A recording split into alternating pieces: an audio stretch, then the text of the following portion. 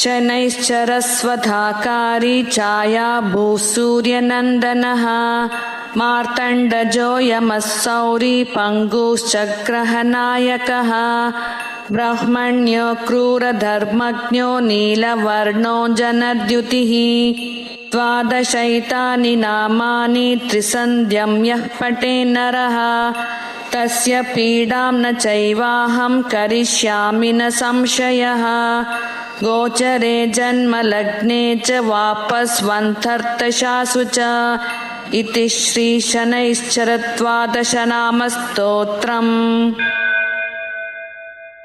शनैश्चरस्वधाकारी छाया भूसूर्यनन्दनः मार्तण्डजोऽयमस्सौरी पङ्गुश्चक्रहनायकः ब्रह्मण्यो क्रूरधर्मज्ञो नीलवर्णो जनद्युतिः द्वादशैतानि नामानि त्रिसन्ध्यं यः पठेन्नरः तस्य पीडां न चैवाहं करिष्यामि न संशयः गोचरे जन्मलग्ने च वापस्वन्तर्तशासु च इति श्रीशनैश्चरद्वादशनामस्तोत्रम्।